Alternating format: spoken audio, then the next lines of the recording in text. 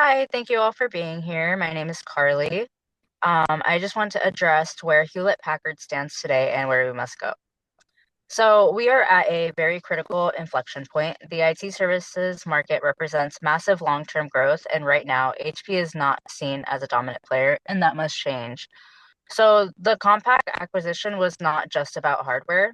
It was about transforming HP into a full-service technology company capable of competing with IBM and EDS. Our success winning the 3 billion Procter and Gamble outsourcing contract proves something very important, that HP can compete at the highest level and we can win. Um, However, winning one deal is not enough. We must scale our services business aggressively, invest in execution, and reposition HP as a trusted global service partner. So our strategy has three priorities. The first one is going to be to expand our to win service contracts. And then the third one is to transform HP's culture into one focused on speed, accountability, and customer outcomes. So we have the momentum. We just need to act decisively. Okay, I understand the opportunity, but I think there's some concerns that we have about what we're trying to do here. I feel like with Mhm. Risk, IBM is a really huge company. They have decades of experience in their service, you know. They have really deep operational capabilities and they have a strong reputation. You know, we're still kind of new in this space. I feel like, we might be moving a bit too fast. Also, you mentioned culture. Uh, HP, it's always been an engineering driven company. They always move really fast into services that requires like completely different mindsets, you know. It also requires like a lot of different customer intimacy, whether the customers feel comfortable with where the company is moving, you know. I'm not 100% sure that, HP's culture is ready for that kind of, transformation. And again, with risk, if we fail to deliver on like these bigger contracts that you're talking about, we could damage our credibility permanently, you know? A major failure could Mhm. cost us like billions, you know, and destroy the trust that we have with enterprise customers. So why do you Okay. believe that, HP is actually ready?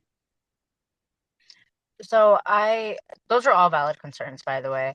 I believe that HP is truly ready because of our capability. IBM and EDS have more experience, but we also have something equally powerful, which is an installed base. HP already supplies roughly 90% of P&G servers and about 40% of their workstations, which gives us a natural advantage because customers already trust our technology. So now we just need to extend that trust into services. And then the second one you brought up was culture. Transformation is never comfortable, but HP has already proven its ability to adapt. Our teams do work around the clock. Um, and they have worked around the clock to win the P&G contract. They also demonstrated commitment, discipline, and execution under extreme pressure.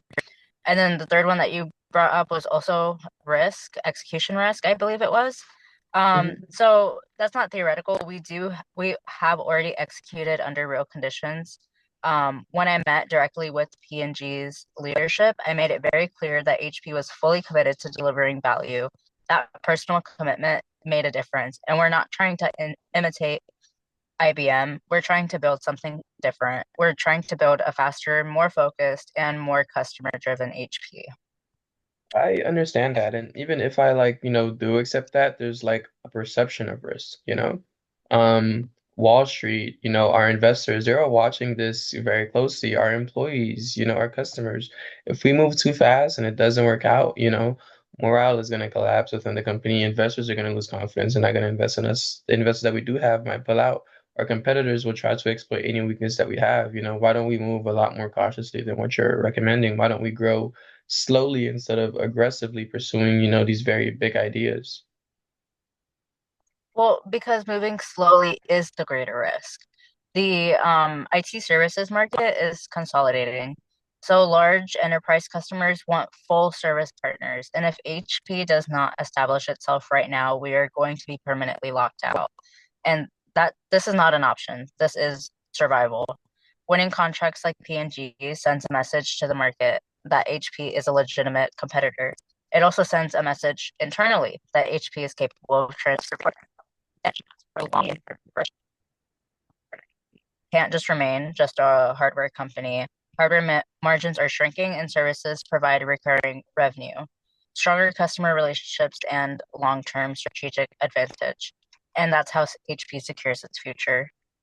Okay. If we do decide to move forward, like what safeguards do we have like in place, you know? How are you going to make sure that, we do this successfully and, we don't fail? So, we would take three immediate actions. The first one we would take is discipline. We would assign dedicated leadership teams to every major services contract with clear accountability and performance metrics. Um, the second thing we would do is capability investment.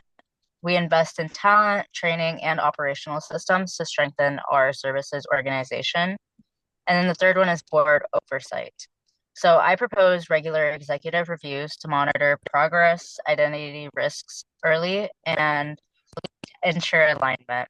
I'm not asking for blind trust. I'm just asking for commitment to a strategy that positions HP for a long-term leadership. And the opportunity is real, the momentum is real, and now we just need to decide whether we lead or we follow. Okay, I understand. I mean, I still have concerns, but I recognize you put a lot of thought into this, and and it's very like strategically important, you know. I think we should proceed with the structured review process and hold like a formal board vote and stuff. And we move carefully and move forward. But I understand. Thank you so much. Okay, thank you.